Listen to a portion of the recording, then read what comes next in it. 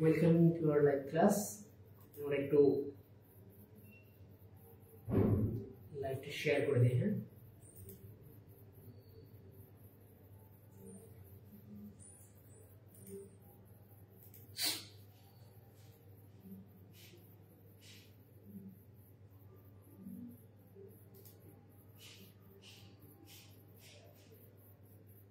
আমরা একটু লাইভটা শেয়ার করে দিই।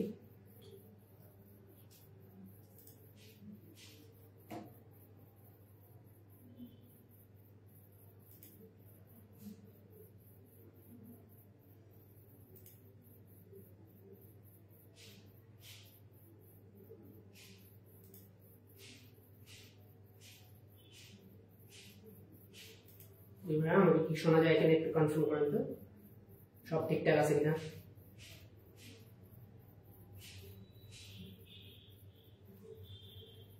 ঠিক আছে, কেউ একটু জানান তো সব ঠিকঠাক আছে কিনা।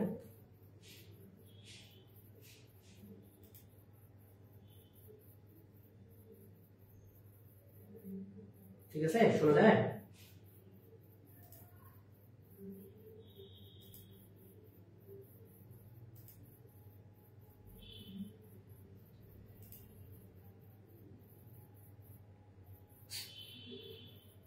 কেউ একটু জানান তো শোনা যাচ্ছে কিনা আমাকে।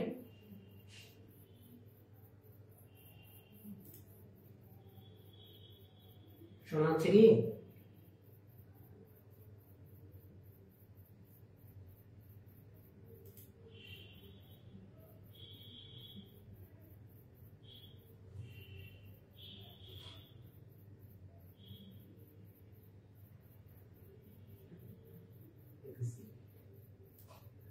আমাকে কি শোনা যাচ্ছে? দেখি, দেখা যায় না কেন।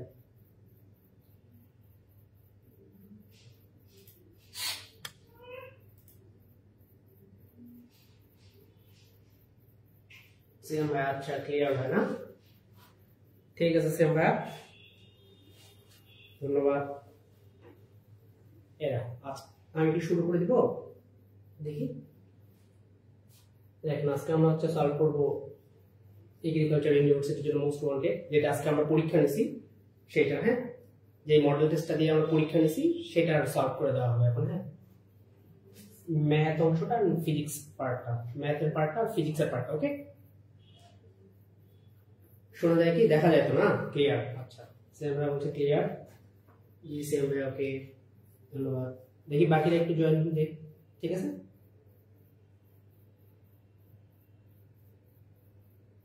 নোটগুলো তো আমি মনে হয় শেয়ার দিয়ে দিয়েছি। ঠিক আছে, দেখো আজকে যেটা আমরা পরীক্ষা নিয়েছিলাম সেটা একটু কে কে দেখছে একটু জানাও আমাকে। ওকে, দেখি আমরা আজকে সলভ করব একটু ডিফারেন্ট ওয়েতে। হ্যাঁ, আমরা আজকে যে কোশ্চেনটাতে আমরা যেটা পরীক্ষা নিলাম এগ্রি স্পেশাল, সেইটা ম্যাথমেটিক্যাল টার্মটা আমরা সলভ করব এখন। ওকে, সেটা ম্যাথমেটিক্যাল টার্মটা আমরা সলভ করব।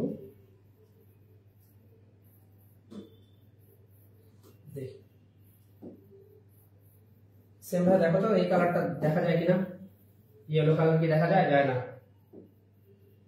এইটা দিতে হবে মেবি, কারণ আজকে পিডিএফ নিচ্ছি আমরা। এটা কি দেখা যায় সেম ভাই? একটু জানাও তো এটা দেখা যায় কিনা।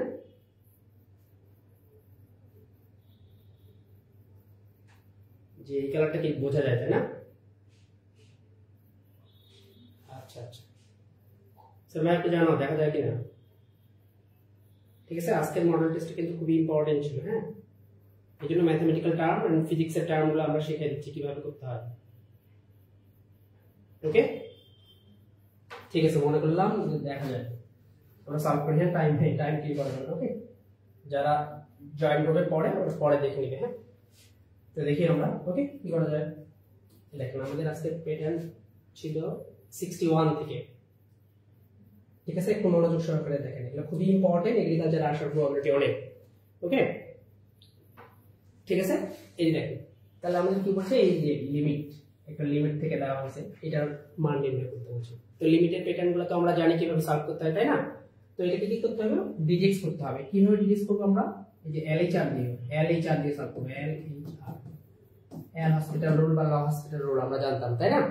তাহলে এটা কি করতে হবে বলেন দেখি, এইটাকে হচ্ছে আমার ডিরেক্ট করতে হবে, তাহলে মাইনাস সংখ্যা ডিরেক্ট তো 0 লিখলাম না 0, মাইনাস ছিল মাইনাস দিলাম, sin x এর ডিরেক্ট কি cos x, আর এখানে এটা ডিরেক্ট করলে কথা হবে ভাইয়া 2টার সামনে চলে আসবে না, আসছে এই যে 2টার সামনে চলে আসছে, আমাদের 2টার সামনে চলে আসছে, তাহলে পাই বাই 2 মাইনাস x হইছে, এটা তো x নয় হাফ করা দিলাম মাইনাস প্লাস।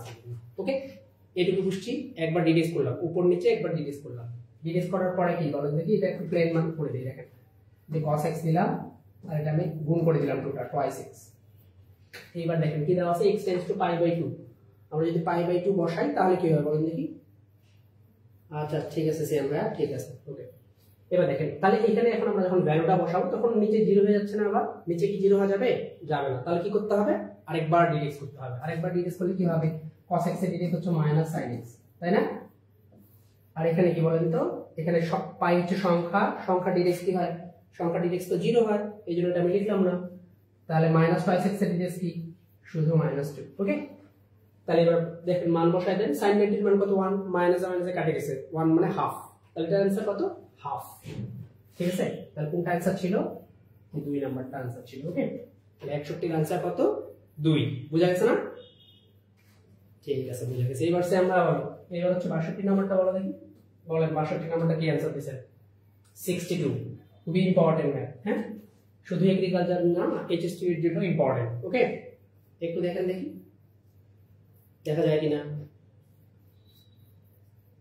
দেখা যায়, বলেন এবার এটা आंसर কি হবে, সেম হয় বলো তো, এটা आंसर কত বলো, आंसर বলো দেখি, আর কে দেখতেছ আমাকে, ক্লাসটা কে দেখতেছ, একটু জানো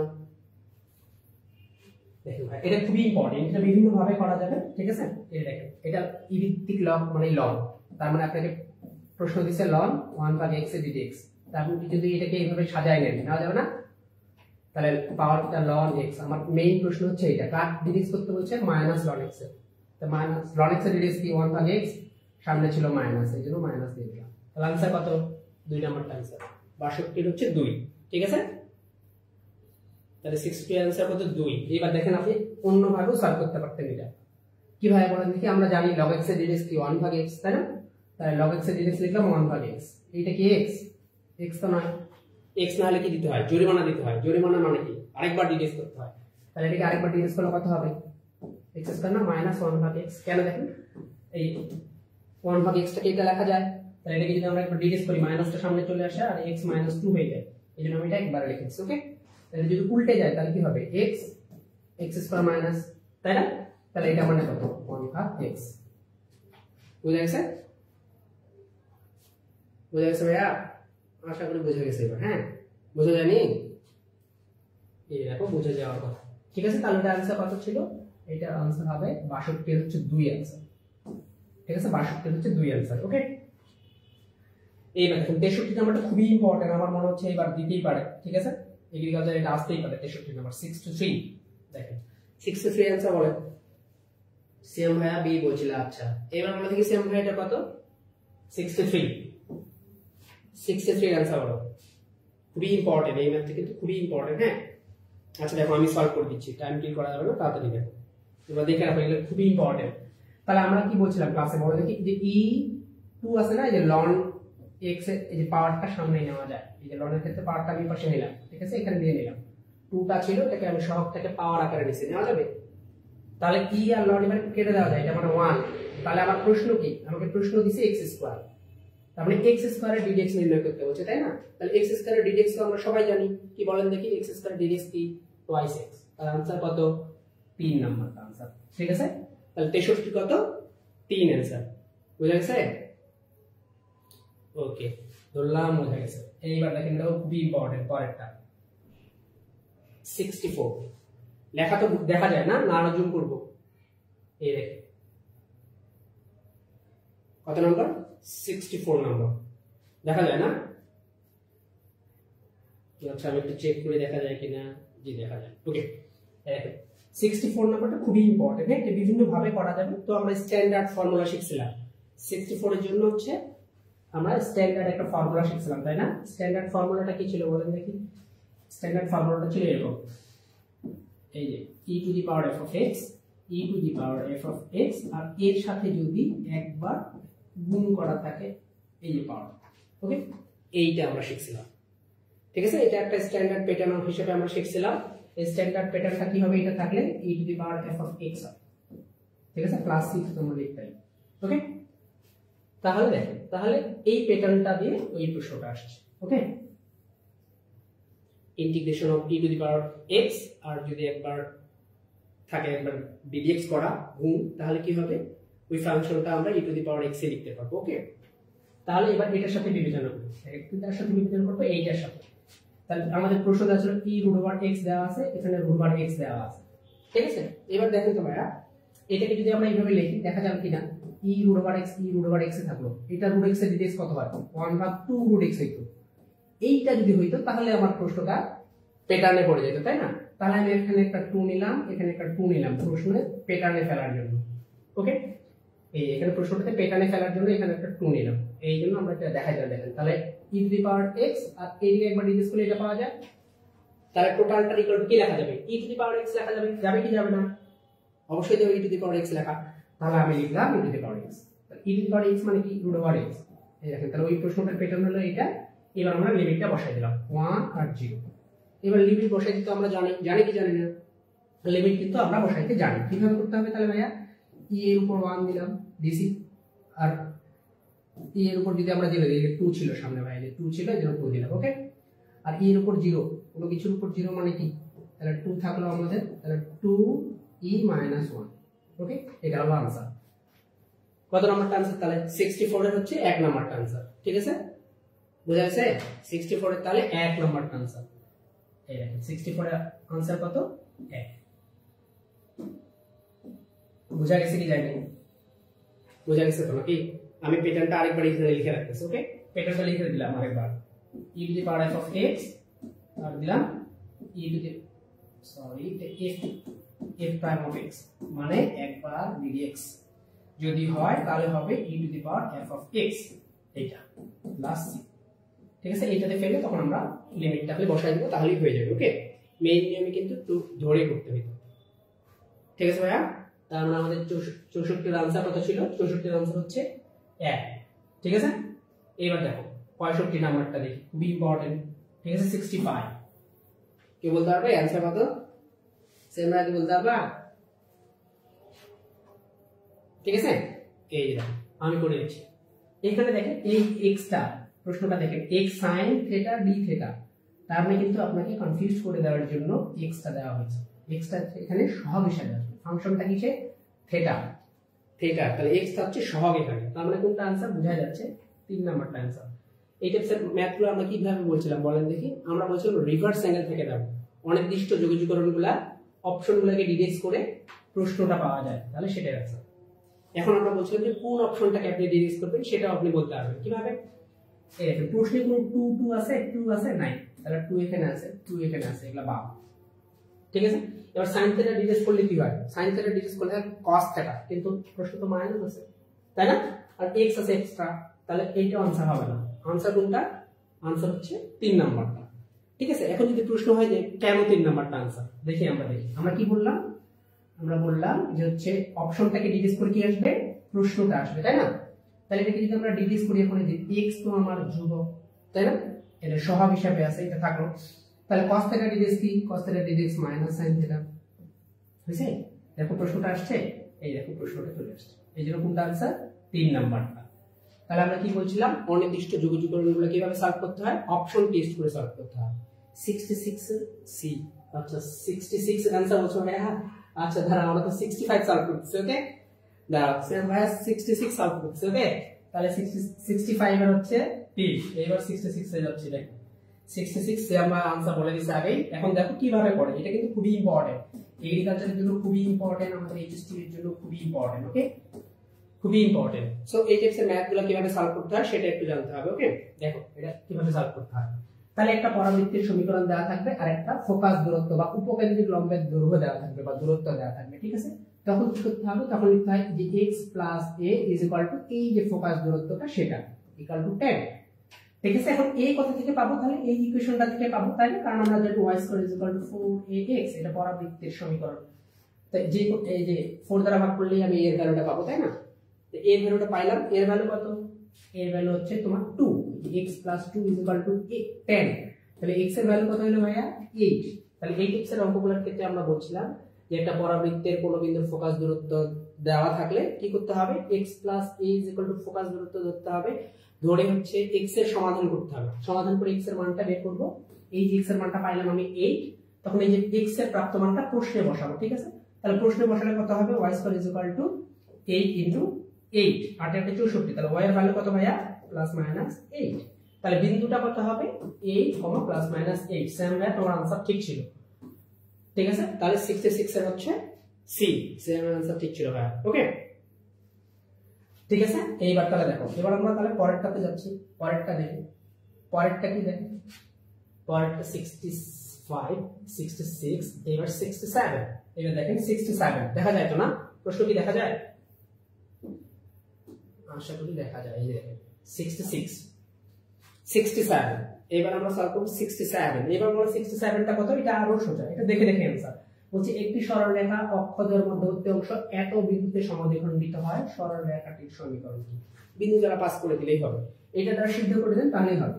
এই বিন্দুর দ্বারা সিদ্ধ, অপশন সিদ্ধ করব তাহলেই आंसर। ওকে, তাহলে এখন সিদ্ধ করা মানে তো বুঝি আমরা। এখানে ভ্যালুটা বসাই দিবে, 1 নম্বরে বসাই। 2 দুগুণে কত হবে? 4, -3 3 9, 9 4 কোথায়? 13, এখানে মাইনাস আছে 12। 1 নম্বরটা आंसर হবে না, হবে হবে না। 2 নম্বরটাতে বসাই, 3 দুগুণে 6 প্লাস হচ্ছে 3 দুগুণে 6, 6 - 6 এখানে 6 6 12, 12 - 12 মানে 0। কত নম্বরটা आंसर? 2 নম্বরটা आंसर, ঠিক আছে? 67 এর কত आंसर ভাইয়া? 67 এর হচ্ছে आंसर 2। ওকে, বোঝা গেছে? এবার দেখো আমরা তাহলে এবার কোথায় যাব? 68, 68, ঠিক আছে? এই দেখেন 68 নাম্বার প্রশ্ন, 68 নাম্বার প্রশ্ন। আমি এবার এই পাশে দেখি, হ্যাঁ 68, 68 দেখা যায় কি?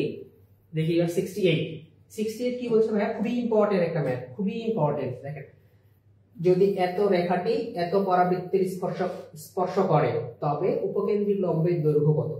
তো পরাবৃত্তের উপকেন্দ্রিক লম্বের দৈর্ঘ্য ইকুয়াল টু কি জানি আমরা? আমরা জানি 4a, তাই না? পরাবৃত্তের উপকেন্দ্রিক লম্বের দৈর্ঘ্য হচ্ছে 4a। তাহলে এখান থেকে আমাদের কার ভ্যালু দরকার? এর ভ্যালুটা দরকার। এখানে কি এর ভ্যালুটা দেওয়া আছে? দেওয়া নাই, কিন্তু একটা কন্ডিশন দেওয়া আছে। কি কন্ডিশন দেওয়া আছে ভাইয়া? বলছে এই যে রেখাটি এই পরাবৃত্তকে স্পর্শ করে। তো একটা আমরা প্যাটার্ন শিখছিলাম না, y = mx + c। এই রেখাটি যদি y² = 4ax পরাবৃত্তকে স্পর্শ করে, তখন তাহলে কি হবে? c = জানতাম a/m, তাই না? c = a/m জানতাম, তাই না? তাহলে c কত? এখানে c হচ্ছে 1, a ভাগে a, তো এই m এর মান কত? 3। তাহলে এর ভ্যালু কত হলো ভাইয়া? 3। তাহলে এবার উপকেন্দ্রিক লম্বের দৈর্ঘ্য কত? 4 × 3 মানে 12। आंसर কত? 12, ঠিক আছে? 68 এর आंसर কত ছিল? 12। 67 এর বি, আচ্ছা 67 এর বি। এবার 68 এ গেছি আমরা, 68 এর কত হচ্ছে সি आंसर। ওকে, খুবই ইম্পর্টেন্ট একটা ম্যাথ, ঠিক আছে? এটা কিন্তু এগ্রিকালচারের জন্য খুবই ইম্পর্টেন্ট। রাজশাহীতে অনেকবার আসছে এটা, হ্যাঁ রাজশাহীতে অনেকবার আসছে। আর এর জন্য খুবই ইম্পর্টেন্ট, এইচএসটি জিএসটির জন্য ইম্পর্টেন্ট, ঠিক আছে? এগ্রির জন্য তো ইম্পর্টেন্ট। ওকে, তার মানে এই টাইপসের ম্যাথটা কিন্তু তাহলে অবশ্যই পারতে হবে, ঠিক আছে? ঠিক আছে সেম ভাই, বোঝা গেছে?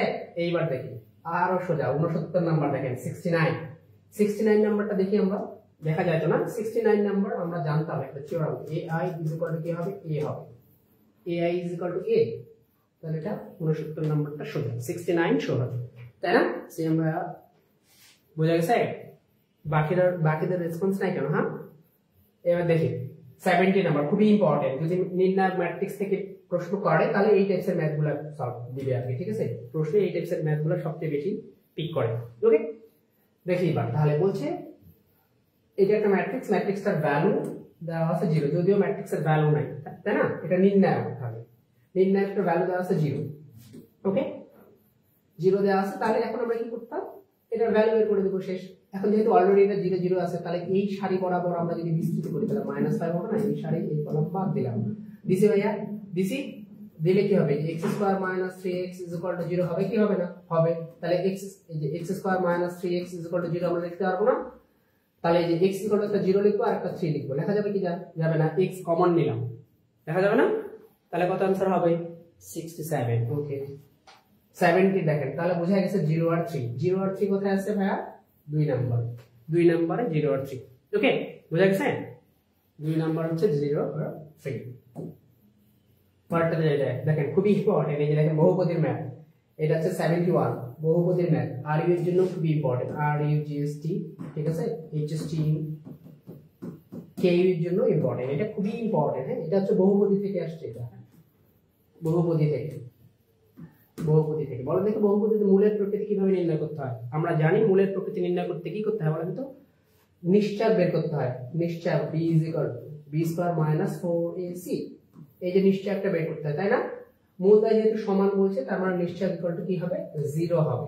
তার আমাদের প্যাটার্নটা কি ছিল ভাইয়া? ax square plus bx plus c। এই যে এটা একটা দ্বিঘাত ইকুয়েশন ছিল। এই দ্বিঘাত ইকুয়েশনের মূলের প্রকৃতিটা কিভাবে নির্ণয় করতে হয়? নিশ্চয় বের করতে হয়। নিশ্চয়টা কিভাবে নির্ণয় করে? b স্কয়ার মাইনাস 4ac, ঠিক আছে? তাহলে এখন যেহেতু বলছেন মূলদ্বয় সমান হবে, আমরা জানি যে d 0 হলে মূলদ্বয় বাস্তব ও সমান হয়। আবার d গ্রেটার দেন ছিল equal to 0, d less than ছিল, আবার d ইকুয়াল টু পূর্ণবর্গ ছিল, তাই না? এগুলো তো ছিল, এটা আমরা জানি।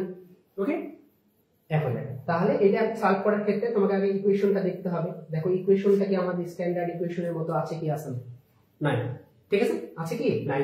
x হচ্ছে দুই জায়গায় আছে, তার মানে এটাকে আমাকে একটা লাইন রাফ করতে হবে। এই যে x স্কয়ার মাইনাস, দেখেন আমি একবারে করে দিচ্ছি, যে এটাকে গুণ করে দিচ্ছি, x টা কমন নিয়ে নিচ্ছি। ওকে, আমি কে লিখলাম? মাইনাসটাই কমন নিচ্ছি। ওকে, তাহলে 6 লিখলাম এখানে, মাইনাস 2k লিখছি ভাইয়া। এই যে x লিখলাম, এটা k গুণ করে দিয়েছিলাম, k মাইনাস 1, এই মাইনাসটা এখানে লিখছি ইকুয়াল টু 0। দেখা যাবে তাহলে?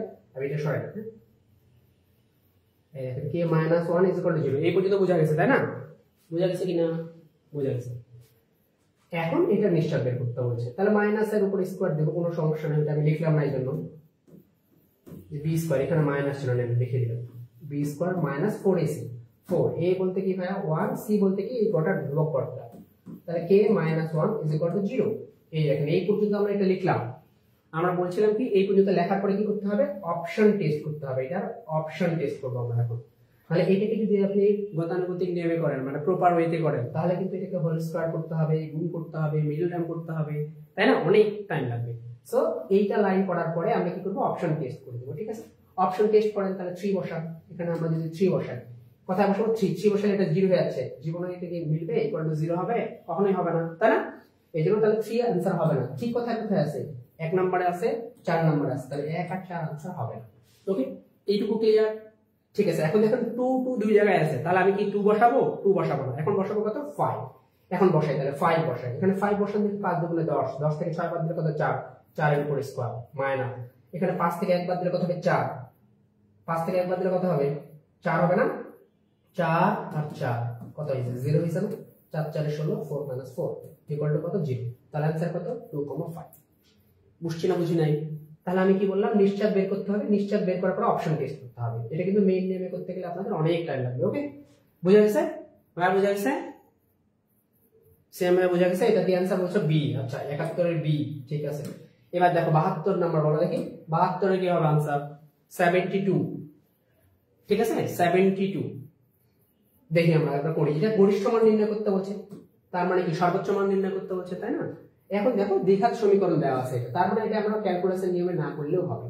এটা আমরা হচ্ছে বহুপদীর একটা করি। দ্বিঘাত যুক্তগুলোর ক্ষেত্রে আমাদের কি লেখা যায়? যে আমরা এখানে শিখলাম x square plus bx plus c, ঠিক আছে? এই দ্বিঘাত সমীকরণের ক্ষেত্রে সর্বোচ্চ সর্বনিম্ন মান হবে c মাইনাস b স্কয়ার ভাগ 4a। এই যেটা ছিল c minus b square by 4a, তাই না? c minus b square by 4a, তো এটা দিয়ে যদি আমরা করি তাহলে দেখেন, তাহলে c এর ভ্যালু -5। ওকে, এটা c, ধ্রুবক পদটা হলো c, এটা c মাইনাস b স্কয়ার ভাগ 4a। b মানে কত? b মানে হচ্ছে 3, তাহলে 3 এর উপর স্কয়ার বাই 4। a মানে কত? a মানে দেখেন -1, a মানে হবে -1, তাহলে -5 -9 ভাগ হচ্ছে 4, এটা প্লাস হয়ে গেল, ঠিক আছে? তাহলে যদি হয়ে গেছে ভাই, তাহলে একটাতেই মাইনাস, কোনটা आंसर? 3 নম্বরটা आंसर। ওকে, তাহলে 72 এর आंसर কত? 72 এর आंसर কিন্তু 3, ঠিক আছে ভাই? আমি কি দেখা যায় না? একটু ওয়েট, একটু আমি অ্যাডজাস্ট করে নিই। ঠিক আছে, বোঝা গেছে? 72 হচ্ছে 3 आंसर। তাহলে আমরা কি বললাম? যে এটি দ্বিঘাত সমীকরণ। দ্বিঘাত সমীকরণের ক্ষেত্রে আমরা জানতাম সর্বোচ্চ সর্বনিম্ন মান কিভাবে করে? c মাইনাস b স্কয়ার ভাগ 4a। তাহলে এই প্যাটার্নটা মনে রাখবেন, c মাইনাস b স্কয়ার ভাগ 4a। সর্বোচ্চ বললেও এটা হবে, সর্বনিম্ন বললেও কিন্তু এই সূত্রটাই হবে। খালি কন্ডিশন কি, কখন একটা ভ্যালু তুমি সর্বোচ্চ মান পাবা, যখন তুমি দেখবে যে এর ভ্যালুটা লেস দেন 0 হবে। এর ভ্যালুটা লেস দেন 0 হলে সর্বোচ্চ মান পাওয়া যায়, ঠিক আছে, আর না হলে সর্বনিম্ন। দেখেন লেস দেন মানে কি, তাহলে এক্স স্কয়ারের সহগটা ঋণাত্মক হতে হবে, এক কথায় শেষ। লেস দেন 0 মানে 0 থেকে ছোট মানে ঋণাত্মক। এই দেখেন এখানে নেগেটিভ আছে, এই জন্য এটা কিন্তু গরিষ্ঠ মান পাওয়া গেছে। এখানে যদি পজিটিভ হইতো তাহলে কিন্তু এটা লঘিষ্ঠ মান পাওয়া যেত, ঠিক আছে, বুঝা গেছে, আশা করি বুঝা গেছে। ওকে, এইবার দেখি তাহলে এই যে 73, এটাও কিন্তু খুবই ইম্পর্টেন্ট। বলছে কি এর মডুলাস ও আর্গুমেন্ট নির্ণয় করে, ঠিক আছে। মডুলাস ও আর্গুমেন্ট নির্ণয় করার ক্ষেত্রে আমরা জানতাম কি করতে হয়, z উল্লেখ করে দেওয়া থাকে যে x প্লাস iy এরকম দেওয়া থাকে, তাই না। আমরা বলছিলাম z উল্লেখ থাকুক বা না থাকুক সবসময় এটাই ধরতে হবে। তাহলে এটার মডুলাস কি করতে হবে, এরকম এইভাবে মডুলাস নির্ণয় করতাম না, করতাম, তাই না। কিন্তু এটার এইভাবেও মডুলাস নির্ণয় করা যাবে, কিন্তু আমাদের আর্গুমেন্ট নির্ণয় করার ক্ষেত্রে অবশ্যই তখন বিবেচনা করতে হবে। দেখেন আমরা যদি এটা 5 এর উপর স্কয়ার প্লাস 1 এর উপর দিতাম আর এখানে 2 এর উপর স্কয়ার প্লাস 3 এর উপর স্কয়ার দিতাম, তাও কিন্তু হবে, কিন্তু আমরা এইভাবে করব না, আমরা করব একবারে প্রপার ওয়েতে, ঠিক আছে। আমরা একটা প্যাটার্ন শিখেছিলাম, দেখেন a plus ib is equal to c plus id equal to p plus iq হয়, তাই না। এরকম একটা প্যাটার্ন শিখেছিলাম, আমরা শিখেছিলাম কি হয়, তাহলে p এর ভ্যালু বের করা যাবে, q এর ভ্যালু বের করা যাবে। ওকে, তাহলে আমরা কি বলছিলাম c square plus d square এরকম হতে হবে, আর এখানে হবে কি দুইটার ক্ষেত্রে c square plus d square. বাস্তব ac প্লাস bd লিখে রাখতে পারো, আর হচ্ছে bc মাইনাস হচ্ছে ab, এইভাবে আমরা নির্ণয় করতে বলছিলাম, যেটা তোমরা অনুবন্ধী রাশি দ্বারা গুণ করতে, ঠিক আছে। অনুবন্ধী রাশি দ্বারা গুণ করে যেটা তখন কিন্তু এটা এইভাবে সলভ করতে, তাই না।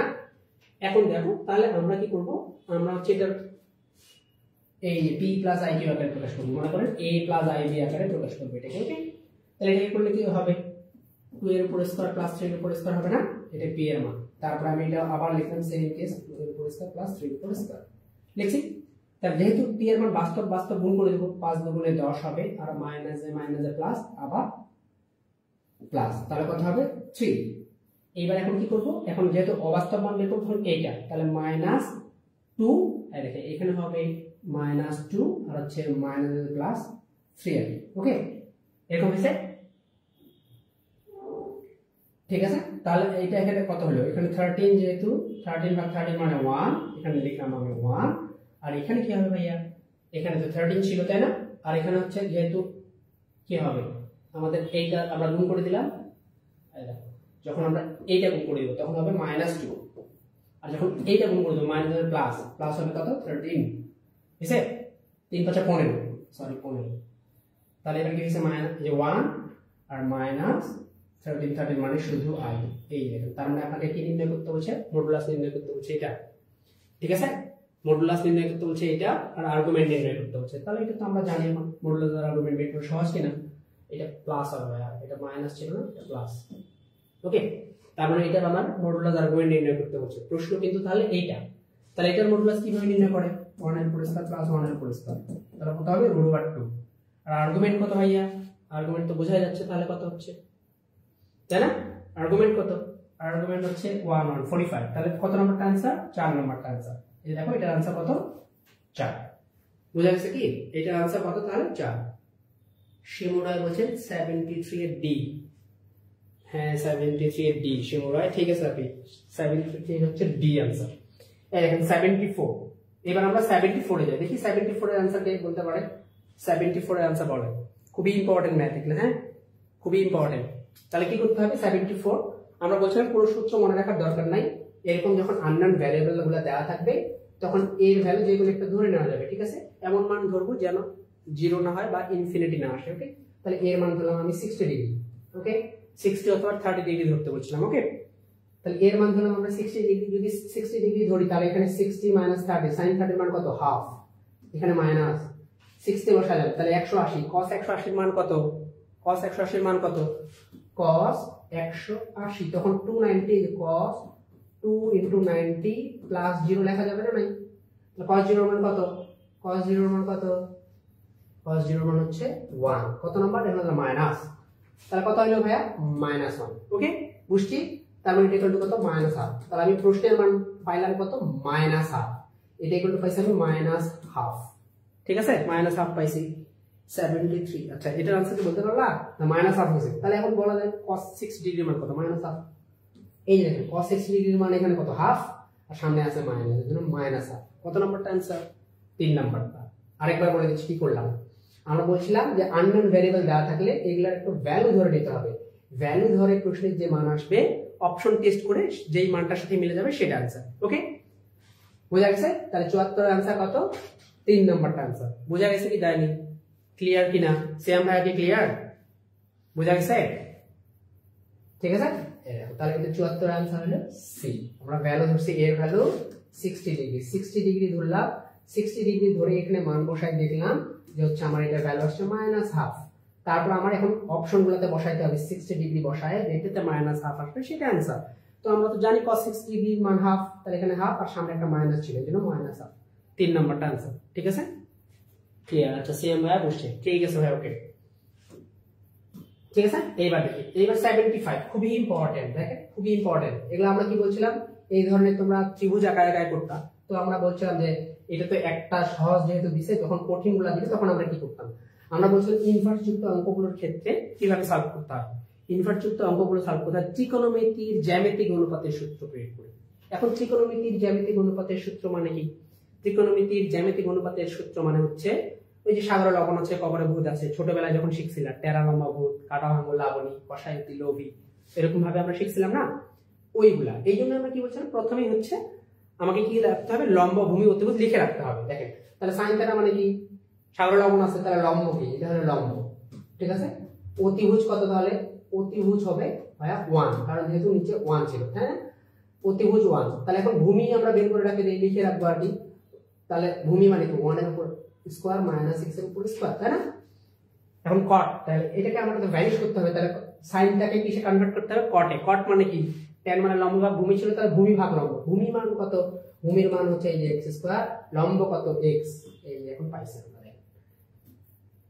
ঠিক আছে, ঠিক আছে। এখন দেখেন আমার যদি প্রশ্ন কি থাকে থাক, এখন আমার দেখেন আমার এখানে ডিফাইন করা আছে যে লম্ব কি, ভূমি কি, অতিভুজ কি। তাহলে ছোটবেলায় যে সূত্রটা শিখছিলাম ওখানে খালি বসাই দেবো। আমি যদি বলতাম এখানে কট না বলে কসেক বের করেন তাও হবে, আমি যদি বলতাম কস বের করেন তাও পারতেন, তাই না?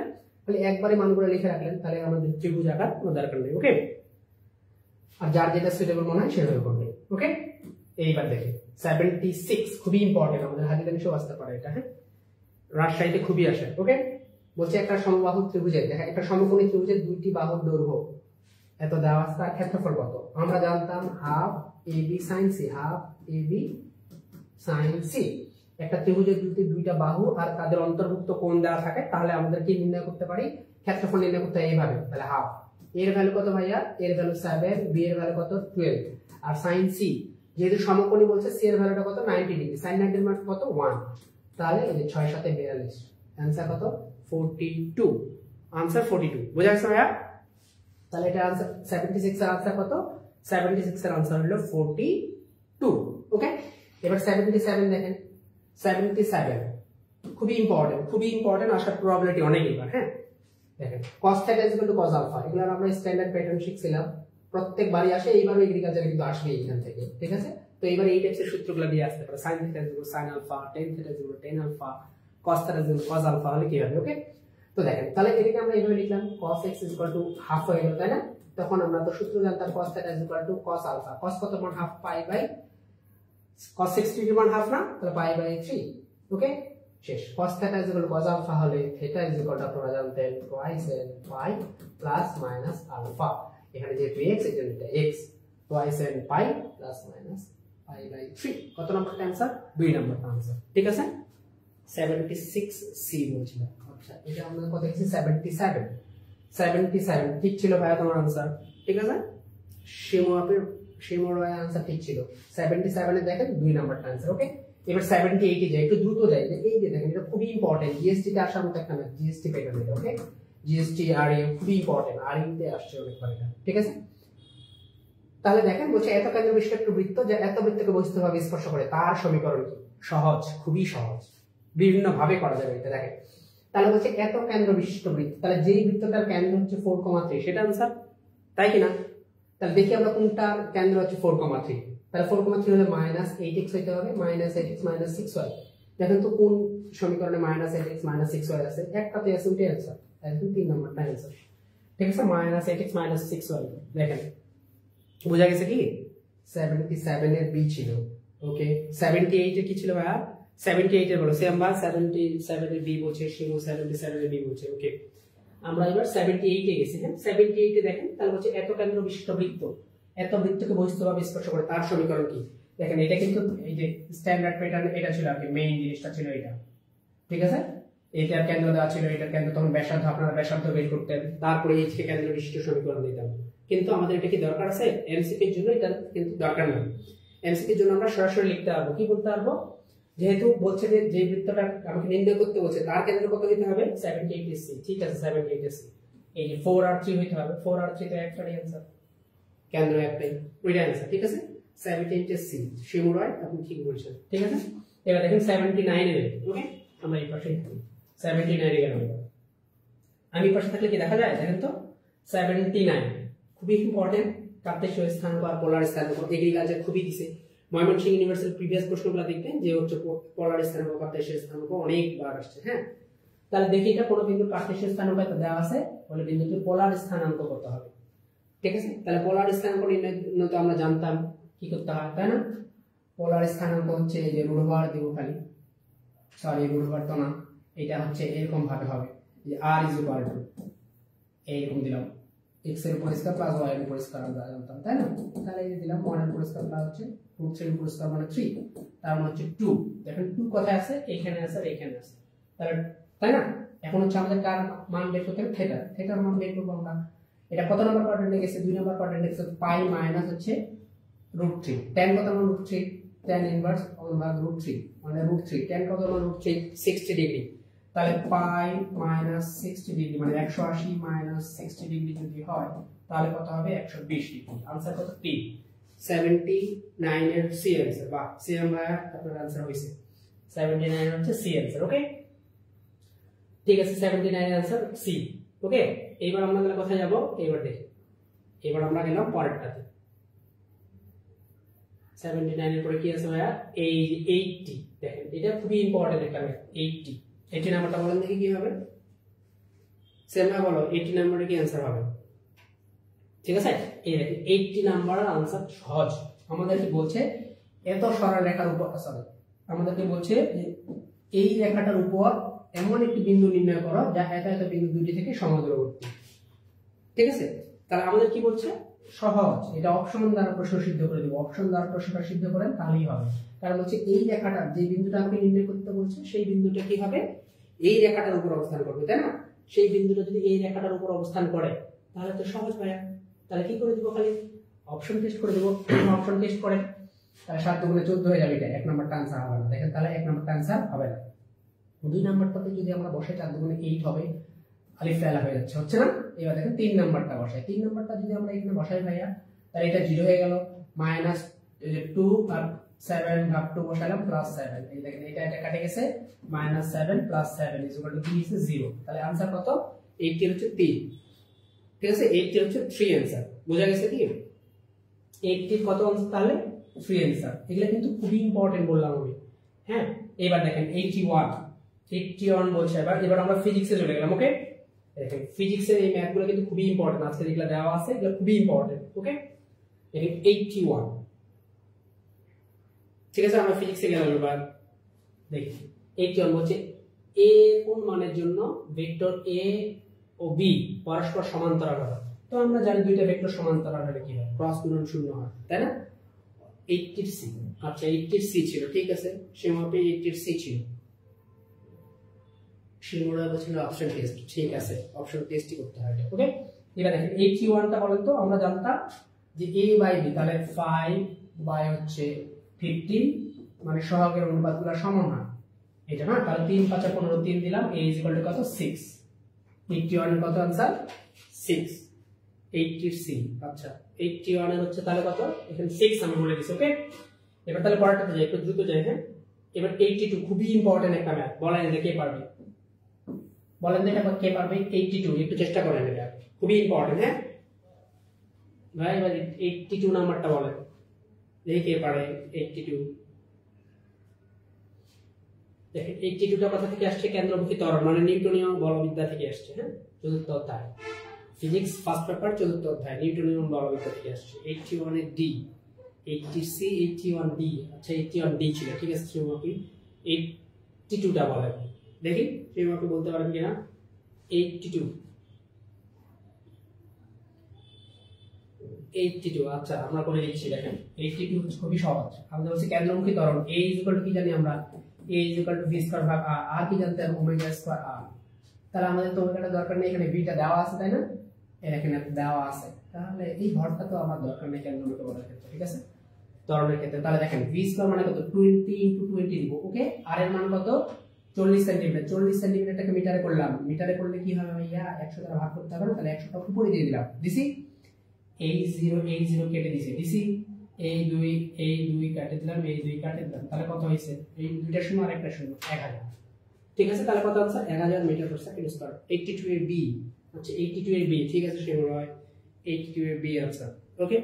এই 82 এর বি কিভাবে করে সেমা লিখে রাখো, দেখো a v স্কয়ার ভাগ r কেন্দ্রমুখী ত্বরণ, ওকে। 82 এর তাহলে বি আনসার, খুবই ইম্পর্টেন্ট ম্যাথ। এখানে 83 করে দেন, 83 ও ইম্পর্টেন্ট, ঠিক আছে। আজকে যেগুলো দেওয়া আছে সবগুলো খুবই ইম্পর্টেন্ট, ঠিক আছে। এগ্রিকালচার, জিএসটি, হাজিদানি সবগুলোর জন্য ইম্পর্টেন্ট, ওকে। দেখো আজকে আমাদের এই মডেল টেস্টের হাইয়েস্ট ছিল মনে হয় 83, ঠিক আছে। জয়শ্রী 82 এর বি, আচ্ছা জয়শ্রী আপনি আসছে এবার, ঠিক আছে। বলেন 83 এর आंसर বলেন। 83 খুবই ইম্পর্টেন্ট, এটা হচ্ছে আবার নিউটনের বলবিদ্যা থেকে প্রশ্ন পিক করা, ওকে। কি বলেন দেখি, এখানে বলছে প্রযুক্ত বল কত, গতিশীল করতে কত বল লাগবে, মানে প্রযুক্ত বল বা লব্ধি বলটা কত, ঠিক আছে। F = আমরা কি জানতাম, আমরা বলছিলাম ma ত্বরণজনিত বল প্লাস বাধাজনিত বল আর ঘর্ষণ বল। তাহলে তো সহজ, ঘর্ষণ বল প্লাস হচ্ছে বাধাজনিত বল, এই যে বাধা যেটা আর কি বাতাসের বাধাজনিত বল সবগুলো যোগ করতে হবে। তাহলে m দেওয়া আছে 2 কেজি, ঠিক আছে, a দেওয়া আছে 10 আর বাকিগুলো তো দেওয়া আছে আমার 10 নিউটন, তার হচ্ছে 5 নিউটন, তাহলে 20 30 35, आंसर কত 35, ঠিক আছে। তাহলে 83 এর आंसर কত ভাইয়া, 83 এর आंसर হচ্ছে 35, খুবই ইম্পর্টেন্ট এটা ম্যাথ, খুবই ইম্পর্টেন্ট নিউটনের বলবিদ্যা, ঠিক আছে। 35 आंसर, ঠিক আছে, বোঝা গেছে কি বললাম। প্রযুক্ত বল আছে লেখা আছে দেখেন, F = ma প্লাস হচ্ছে যতগুলা যে পথের ঘর্ষণ বল আর হচ্ছে বাধাজনিত বল, ওকে, ঠিক আছে। এইবার দেখেন 84 এ যাবে। 84 সবাই পারে, কারণ 84 আপনারা সবাই জানেন। 84 কিভাবে সলভ করতে হয় সবাই জানেন, দেখি দেখা যায় তো না। 84, ওকে। 84 এর आंसर তো সবারই মুখস্থ, হাজারবার আসছে, ম্যাক্সিমাম জায়গায় আসে এটা। 83C জয়শ্রী 83C আমি সলভ করে দিয়েছি। এবার দেখেন 84 এর आंसर বলেন, খুবই ইম্পর্টেন্ট, মুখস্থ, মেডিকেলের জন্য এটা মুখস্থ করছি, তাই না। এই সেকশনের বইয়ের উদাহরণের অঙ্ক, ওকে। দেখি আমরা করে দিই। তাহলে এই এটা উচ্চতা দেওয়া আছে, তাহলে কোথায় আমরা বলছিলাম এই উচ্চতা হতে কোন বস্তুকে বিনা বাধায় পড়তে দিলে x উচ্চতায় এর গতিশক্তি বিভব শক্তি n গুণ হলে h = n+1 এইভাবে করতে হবে, তাই না। এইভাবে সূত্র করছিলেন, তাই না। 83C উপরেই পড়ে আছে এটা। তাহলে h দেওয়া আছে 30, বলছে কোথায়, দেখেন একটি বস্তুকে বিনা বাধায় কোথায় ওর গতিশক্তি মানে x চাইছে, তাই না। তাহলে কত গুণ বলছে, গতিশক্তি বিভব শক্তির দ্বিগুণ হবে, তাহলে 2 + 1 মানে 3 গুণ, মানে তাহলে কত 10 आंसर কত 10 মিটার। 83C, আচ্ছা 84 এর হচ্ছে C, 84 এরও C, ওকে। এবার দেখেন আমরা পরেরটাতে যাই। 85 এইটা পারলে বলবো আপনারা জিনিয়াস করে যাবেন। 85 এটা কোথা থেকে আসছে বলেন দেখি, এটা আসছে পদার্থের গাঠনিক ধর্ম থেকে। আজকের কোশ্চেনটাই তো দিছি আমরা, হ্যাঁ এটা সলভ গুলো করে দিচ্ছি।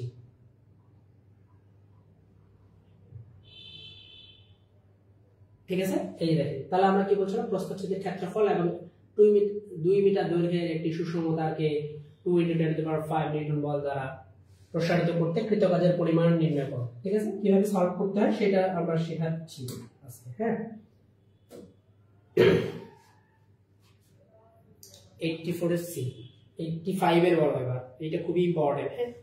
আমাদের বলছে প্রসারিত করতে কৃতকাজের পরিমাণ কত, কৃতকাজের পরিমাণ কি ছিল, W = ½ y a l square ভাগ হচ্ছে l, তাই না।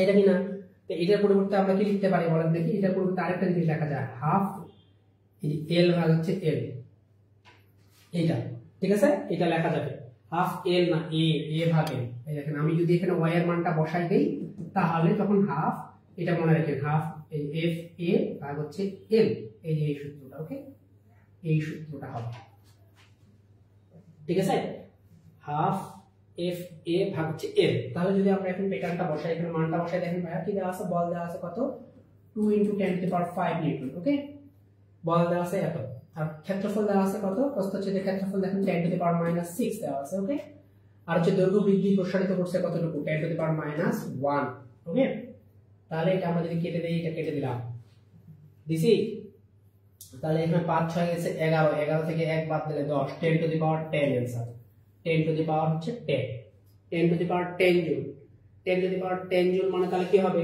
এটা কিভাবে লেখা যাবে না 10 × 10⁹ জুল, তাহলে आंसर কত, খুবই ইম্পর্টেন্ট একটা ম্যাথ ছিল এটা, ঠিক আছে 85 এর হচ্ছে ডি आंसर, হ্যাঁ 4, 85 এর হচ্ছে 4 आंसर, ঠিক আছে বুঝা গেছে, আশা করি বুঝা গেছে। এবার পরেরটাতে যাই দেখি 86, এবার 86 দেখেন, 86 সোজা 86 দেখেন কোথা থেকে আসছে, আবার ফার্স্ট পেপার থেকে আসছে, ফার্স্ট পেপার হচ্ছে অষ্টম অধ্যায় থেকে আসছে এটা, তাই না 86 দেখেন অষ্টম অধ্যায় থেকে আসছে, বলছে কোন স্থানে দুটি সরল দোলকের দোলন কালের অনুপাত 4:5 হলে এদের কার্যকরী দৈর্ঘ্যের অনুপাত বের করো, সহজ, ঠিক আছে 86 এর কত आंसर দেখেন, 86 তো আমরা জানি এই যে L1 ভাগ হচ্ছে L2 = কি জানি বলে দেখি T1 ভাগ হচ্ছে T2 দিয়ে স্কয়ার, আমাদের কি নির্ণয় করতে বলছে, তাহলে দেখেন দোলন কালের অনুপাত দেওয়া আছে T1 ভাগ T2 দেওয়া আছে, তাহলে 4:5 মান হচ্ছে 4 4 16 আর 5 5 25, 2 নাম্বারটা आंसर, 86 এর आंसर কত 2, 86 এর आंसर হচ্ছে 2, ঠিক আছে 86 এর आंसर হচ্ছে 2।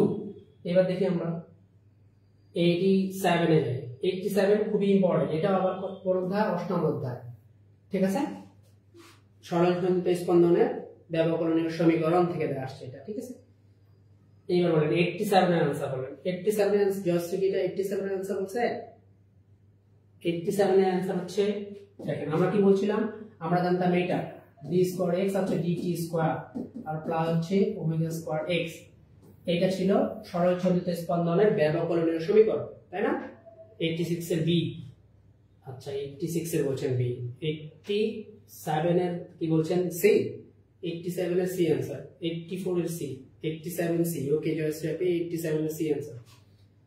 এই দেখেন তা আমরা কি বলছিলাম, আমরা বলছিলাম যে হচ্ছে সরলসন্ধিত স্পন্দনের ব্যবকলনীয় সমীকরণ এটা, তাই না, আর এই সূত্র দিয়ে অঙ্ক করার ক্ষেত্রে আমরা কি বলছিলাম, প্রথম সমীকরণটিকে আদর্শ করে নিতে হয়, এবার আদর্শ করা মানে কি, আদর্শ করা মানে হচ্ছে যে d² x আর হচ্ছে dt² এর কোনো সহগ থাকলে সেটাকে মুক্ত করতে হবে আগে, ওকে তাহলে মুক্ত করতে হবে মানে কি, যদি 2 দ্বারা আগে ভাগ করে দেন তাহলে d² x ভাগ হচ্ছে dt², তাই না, আর হচ্ছে প্লাস কত হবে 9x = 0, এইবার এটার সাথে তুলনা করে তাহলে ω² হচ্ছে 9, তাহলে ω এর ভ্যালু কত ভাইয়া +-3 মানে 3, ঠিক আছে তাহলে 87 এর হচ্ছে 3 आंसर, 87 সি, ঠিক আছে জয়শ্রী আপনি 87 এর হচ্ছে সি आंसर, ওকে এবার দেখি পরেরটাতে যাই, এবার 88 বলেন, 88 বলেন দেখি খুবই ইম্পর্টেন্ট, এটা হচ্ছে আউট অফ সিলেবাস যদিও, কিন্তু এটা যেহেতু নবম দশম শ্রেণীতে আপনারা পড়ছেন গতিবিদ্যা থেকে আসছে, ঠিক আছে 88 এর आंसर বলো, 88 এর आंसर কি হবে, 88 এর आंसर হবে এরকম, বলছে স্থির অবস্থা থেকে 40 কেজি ভরের একটি বস্তু নির্দিষ্ট বলে দেওয়ার ফলে 2 সেকেন্ড পর কি বলছে 2 সেকেন্ড পরে 15 মিটার পার সেকেন্ড বেগ অর্জন করছে, ওকে 88 এর বি, পারভিন আপনি বলছে 88 এর বি, ঠিক আছে আচ্ছা 88 এর বি একটু মুখস্থ করছি আমরা, এই যে দেখি তাহলে আমরা প্রথমে নির্ণয় করলাম v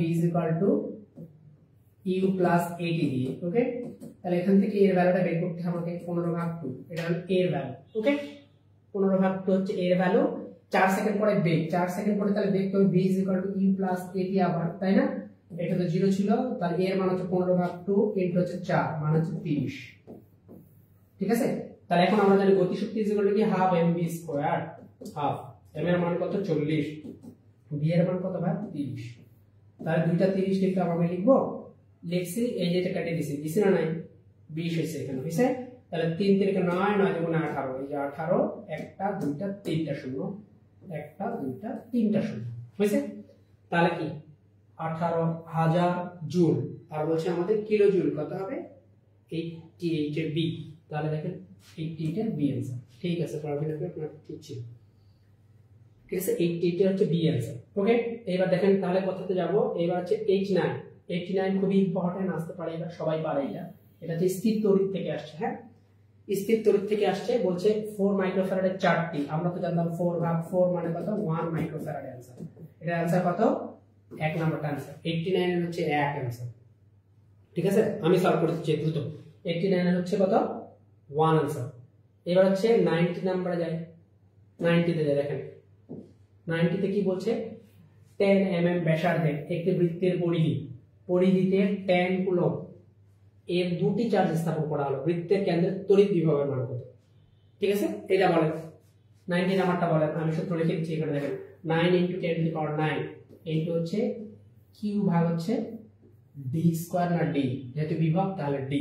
ওকে, তাহলে আমাদের কি বললাম এখন 9 × 10⁹ মোট চার্জ কত, দুইটা বলছে। এখন পরিধিতে 10 কুলম্বের দুটি, দুটি মানে তাহলে কি হবে এখানে 20। তাহলে চার্জ দিলাম আমরা 20। ডি এর ভ্যালু কত ভাইয়া, ডি এর ভ্যালু হচ্ছে 10 মিলি অ্যাম্পিয়ার। মিলি অ্যাম্পিয়ার মানে এটাকে আমরা কি মিলিমিটার, মিলিমিটারটাকে মিটার করব, তার 10⁻³ হবে, হবে না নাই হইছে। তাহলে এই 0 কেটে দিয়েছে দিছি। তাহলে 9 দুগুণে কত হইছে 18 × 10⁻, এই যে 9 আর 3 কত হয় 12, কত आंसर।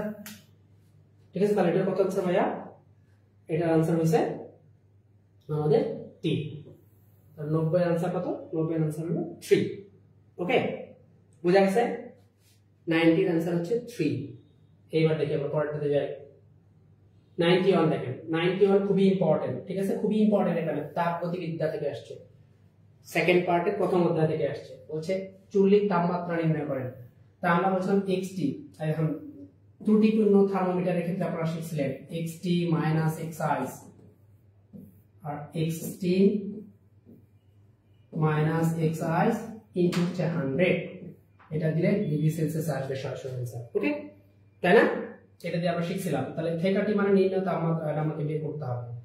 xt মানে দেয়া তাপমাত্রা, দেয়া তাপমাত্রা কি দিতে রোদ, যেমন দেয়া তাপমাত্রা কত আছে রোদ 32। xi মানে 0 ডিগ্রি সেলসিয়াস তাপমাত্রা, 0 ডিগ্রি সেলসিয়াস তাপমাত্রা কত 8। ঠিক আছে, আবার 100 ডিগ্রি সেলসিয়াস তাপমাত্রা কত 20 - 8 ইনটু হচ্ছে 100। তাহলে সহজ, 32 থেকে 8 বাদ দিলে 24, 20 থেকে 8 বাদ দিলে 12 ইনটু হচ্ছে 100। তাহলে কত आंसर ভাইয়া 200। তাহলে 200 ডিগ্রি সেলসিয়াস কত নম্বরটা आंसर, 91 এর হচ্ছে 2। বুঝা গেছে, এটা হচ্ছে ত্রুটিপূর্ণ থার্মোমিটারের ক্ষেত্রে, ত্রুটিপূর্ণ থার্মোমিটারের ক্ষেত্রে যেটা ছিল সেটা। ওকে, বুঝা গেছে না, আশা করি বুঝা গেছে। ওকে, এবার আমরা যাব কোথায়, এবার আমরা যাব 91 না, এবার 92 তে যেতে হবে। ওকে, তাহলে আবার আমাকে একটু এই পাশে যেতে হবে। ঠিক আছে, আজকে আমরা পিডিএফ দেখে সলভ করতেছি তো ভাই, এই জন্য আর কি। এটা হচ্ছে পাওয়ার পয়েন্টে ফেলা হয়নি। ওকে, পাওয়ার পয়েন্টে নেই আমরা, এই জন্য এটাকে দিচ্ছি। দেখি এবার, হ্যাঁ, এবার আমাদের কত নাম্বারটা সলভ করব আমরা 92। দেখা যায় এবার আরেকটু যোগ করে দেব 92। ঠিক আছে, এই দেখেন 92 নাম্বার প্রশ্নটা কি, এটা আবার চলতড়িৎ থেকে আসছে, খুবই ইম্পর্টেন্ট এটা। হ্যাঁ, চলতড়িৎ থেকে আসছে, বলছে যে 4 ওহম ও 6 ওহমের দুটি রোধকে শ্রেণী সমবায় যুক্ত করে সমবায়টিকে এত তড়িৎচালক শক্তি এবং 1 অভ্যন্তরীণ রোধের একটি কোষের সাথে যুক্ত করে বর্তনী পূর্ণ করা হলো। মোট প্রবাহ কত, I তুমি জানো E/R প্লাস হচ্ছে R। ওকে, E এর ভ্যালু কত ভাইয়া, E এর ভ্যালু হচ্ছে 2.2 ভোল্ট দেওয়া আছে, আর R কি দেখেন R দেওয়া আছে, দুইটা হচ্ছে শ্রেণী সমবায় যুক্ত করছি, তাই না। রোধকে যদি শ্রেণী সমবায় যুক্ত করি তাহলে কি হবে, এখানে 10 হবে, 6 আর 4 10, আর অভ্যন্তরীণ রোধ কত 1 মানে 11, এখানে 11 দিলাম। এটাকে ভাগ করা তো সোজা, এই পয়েন্টটা তুলে দিলাম, নিচে 10 দিলাম, তাহলে 11 দুগুণে 22, 10, তাহলে 2 ভাগ 10 মানে কত 0.2 অ্যাম্পিয়ার। ওকে, সরি 0.2 অ্যাম্পিয়ার। বুঝা গেছে, তাহলে आंसर কত 92 এর হচ্ছে 2 आंसर। ওকে, 92 এর आंसर কত 2। বুঝা গেছে, 92 এর आंसर হচ্ছে 2। এবার দেখি 93 নাম্বার কত 93। দেখেন খুবই ইম্পর্টেন্ট ম্যাথ, এটা আসতে পারে ভাই, খুবই ইম্পর্টেন্ট। আর এর জন্য খুবই ইম্পর্টেন্ট, জিএসটির জন্য ইম্পর্টেন্ট, এগ্রির জন্য তো আসি, এইচএসটিও অনেকবার আসছে। এটা এইচএসটি, হ্যাঁ, এইচএসটি আসছে অনেকবার। এটা কি চলতড়িৎ থেকে আসছে। ওকে, এটা হচ্ছে চলতড়িতের, এটাও চলতড়িতের। সেকেন্ড পেপার চলাতরে বলছে 20 ওহম রোধের একটি গ্যালভানোমিটারের সাথে কত রোধের একটি সারণী যুক্ত করে দিলে মোট তড়িৎ প্রবাহের 1% গ্যালভানোমিটারের ভিতর দিয়ে যাবে। যেহেতু বলছে গ্যালভানোমিটারের ভিতর দিয়ে যাবে তার মানে হচ্ছে আইজি, তাই না? আইজি এই যে এস ডিভাইড বাই হচ্ছে এস প্লাস জি, এটা আমরা জানতাম, জি থাকলে এস হবে, এস থাকলে জি হবে। তাহলে এখানে ছিল আই, যেহেতু বলছে পার্সেন্ট, আই 1% দেওয়া থাকলে আমরা বলছিলাম এই আইটাকে কোথায় নিতে হবে, এই পাশে নিতে হবে। এইটার ভ্যালু হচ্ছে তোমার কত, 10%। গ্যালভানোমিটারের মধ্যে 1% গেছে, তাহলে 1% মানে কত, 1% মানে হচ্ছে 1/100, তাই না? 1/100, তাহলে এস এর মান থাকলো আর এস প্লাস জি, জি এর মান কত ভাইয়া, জি এর মান হচ্ছে 20। এখন রোধ, গ্যালভানোমিটার রোধটা দেওয়া আছে 20, তাহলে এখান থেকে আমরা এস এর মানটা বের করতে হবে। তাহলে এস ইকুয়াল টু কত, 20 ভাগ হচ্ছে 99 না, একবারে করে দিছি, দেখেন এই আর গুণ করে দিছি, বিয়োগ করে দিছি 99 আছে, তাহলে 20 ভাগ হচ্ছে 99, এটা না? তাহলে 200, এটা এখন তো ভাগ যায় না, তাহলে একটা আরেকটা শূন্য নিলাম নিছি, তাহলে একটা পয়েন্ট হইলো, 99 দুগুণে কত হয় 0.2, এই দেখেন তাহলে কত নাম্বারটা आंसर 93 এর হচ্ছে आंसर কত, কেউ কি आंसर বলছে? আচ্ছা 93 এর आंसर হচ্ছে 2। ওকে, বুঝা গেছে? এবার দেখি ভাই 94 খুবই ইম্পর্টেন্ট, এটা তো থিওরি। মুখ্য তরঙ্গের তরঙ্গমুখের কত অধ্যায় থেকে আসছে, ভৌত আলোক বিজ্ঞান থেকে আসছে। এটি কার নীতি হিসেবে, হাইগেন্স, এটা আমরা জানি, তাই না? এটা হচ্ছে হাইগেন্স। ওকে, এবার 95 দেখেন ওটা থেকেই আসছে, আবার আরেকটা দেওয়া আছে, অপবর্তন সর্বাপেক্ষা বেশি হবে। দেখেন সমান্তরাল তরঙ্গমুখে একটি বাধার সরু ছিদ্র কোথাও আপতিত হলে অপবর্তন হয়, তাহলে তরঙ্গ দৈর্ঘ্য ছিদ্রের কোন সমন্বয়ের জন্য অপবর্তন সর্বাপেক্ষা বেশি হবে? আমরা জানি যার তরঙ্গ দৈর্ঘ্য বেশি তার অপবর্তনও বেশি হবে। তাহলে তরঙ্গ দৈর্ঘ্য অপবর্তনের ক্ষেত্রে সরু ছিদ্র হইতে হয় আর হচ্ছে তরঙ্গ দৈর্ঘ্য বড় হইতে হয়, ঠিক আছে? তাহলে বেশি হবে, ঠিক আছে? তাহলে কত নাম্বারটা आंसर, 1 নাম্বারটা आंसर। এই দেখুন 96 খুবই ইম্পর্টেন্ট, এবার আসবে সব জায়গায় আসবে এটা। এক আলোকবর্ষ, আমরা বলছিলাম আলোকবর্ষ কিসের একক ভাইয়া, আলোকবর্ষ কিসের একক, আলোকবর্ষ হচ্ছে দূরত্বের একক, এটা হচ্ছে দূরত্বের একক, ঠিক আছে? দূরত্বের একক, এর মাত্রাকে এইভাবে আসে প্রশ্ন, মাত্রা হচ্ছে এল, যেহেতু দূরত্বের মাত্রা এল এই জন্য হচ্ছে আলোকবর্ষের মাত্রাও তাহলে এল তুমি লিখতে পারো, ঠিক আছে? এক আলোকবর্ষ সমান কত, সবাই জানে এটা, এইটা, ঠিক আছে? আর যদি মিটারে হয় তাহলে কত হবে, 10⁻15 মিটার, তাই না? এখন যদি ভাইয়া তোমার কিলোমিটার মাইলে হয় তখন আমরা কি বলছিলাম, মাইলেও হইলে মনে রাখবা খুবই সহজ, মাইলে হলে 5.8 দিয়ে হয়, তাই না? 5 পয়েন্ট কত জানি আমি একটু বলে গেলাম মনে হয়, 5 পয়েন্ট কত বলে, এক আলোকবর্ষ সমান কত, 5 মাইলে কত ছিল এটা, ঠিক আছে? মাইলে কত ছিল, 5 পয়েন্ট সামথিং দিয়ে ইনটু 10⁻10 এ কিন্তু এই যে 10⁻12 এত কিলোমিটার, 10⁻12 কিলোমিটার, এইটাই ছিল। হ্যাঁ, দেখি মাইলে কে বলতে পারছে, এটা মাইলে কে বলতে পারছে, ঠিক আছে? মাইলে ছিল 5.865 ইনটু 10⁻12 কিলোমিটার, কিলোমিটার না ভাই, এটা মাইল, সরি মাইল, এটা মাইল, ঠিক আছে? 5.86 ইনটু 10⁻12 মাইল। ওকে, তাহলে এটা ছিল আমাদের সহজ। এইবার দেখি আরেকটা ম্যাথ আসছে, 90 নিচের কোনটির ভর সবচেয়ে কম, এটা সবাই জানে, বলেন आंसर কত, 97। 97 এর आंसर হচ্ছে এ, ঠিক আছে? 97 এর হচ্ছে आंसर হচ্ছে এ, ইলেকট্রন, ঠিক আছে? এবার 98 দেখি, 98 কত, দেখুন বলছে তরঙ্গদশায় আলোক রশ্মির ফোটনের শক্তি কত, আমরা জানি E = h নিউ, আবার কি না h নিউ এর মান c ভাগ ল্যামডা লেখা যায়, যাবে না? নাই, দেখেন এই হিসাবটা কিভাবে করব, উইদাউট ক্যালকুলেটরে হিসাবটা করা যাবে, কিভাবে যাবে দেখি, কিভাবে যাবে, মান বসাই দিলাম, h এর মান কত 6.63 ইনটু 10 টু দি পাওয়ার কত -34, দেখেন হিসাবটা পারতে হবে এটা, কিন্তু না হলে কিন্তু হবে না অঙ্কটা। ওকে, হিসাবটা পারতে হবে। ওকে, তাহলে c এর ভ্যালু কত, 3 ইনটু 10 টু দি পাওয়ার 8, এটা কি দেখা যায় তো নাকি, 3 ইনটু 10 টু দি পাওয়ার 8। এবার দেখেন ল্যামডার ভ্যালু কত, 5000 আর্মস্ট্রং, তাহলে 5 ইনটু 10 টু দি পাওয়ার -10 ভাইয়া, এটা দুনিয়ার সবচেয়ে সহজ একটা ম্যাথ, ঠিক আছে? তাহলে কি করবেন বলেন দেখি, প্রথমে হচ্ছে আপনি যদি একটু চালাক হন তাও হবে, যদি চালাক না হন তাও হবে। এখানে আমি 5 কে কাটা দিচ্ছি, এটা 30 লিখলাম, 30 লিখলে এটা 7 হয়েছে না, তাহলে 5 6 30, এখানে 6 হয়েছে। ওকে, এভাবে কেটে দিলাম, জিরোর হিসাবগুলো করা সহজ। এখান থেকে এখানে 3 হয়েছে, 3 এখানে 7 হয়েছে, তাহলে 7 7 14 হয়ে গেছে, ঠিক আছে? তাহলে এখানে দেখো 3 6 18 হাতে আছে 1, 6 6 36 আর 37, 37 এর 7 হাতে আছে 3, 6 6 36 আর 3 এ কত হয় 39, এরকম হয়েছে। হ্যাঁ, বুঝছেন না? আর এখন পাওয়ার গুলো তো সোজা ভাইয়া, এখানে 34 ছিল আর 7 7 14, 34 থেকে 14 বাদ দেয়, 34 থেকে 14 বাদ দিলে কত হবে 0 আর এখানে কত হবে ভাইয়া 2 20 হয়েছে না, এখানে দিলাম আমরা কত 20 মাইনাস 20। ওকে, এইবার এটা কিসে আসছে, তো আমার জুলে আসছে, কিন্তু আমার আনসার কিসে দেওয়া আছে ইভিতে। এখন আমরা বলছিলাম না জুল থেকে ইভি কিভাবে করে, জুল থেকে ইভিতে করতে গেলে 1.6 × 10⁻⁻19 দ্বারা কি করতে হবে ভাইয়া ভাগ করে দিতে হবে। এইবার দেখেন ভাগ করার ক্ষেত্রে আমি কি করলাম, এটাকে আমি তুলে দিলাম, তুলে দিয়ে এই পাশে আমি এটাকে 20 করে দিলাম, এই 20 ভ্যানিশ হবে। এবার দেখেন তো এখানে 39/16 আছে, 39/16 16 দুগুণে 32 2 হবে, হবে না?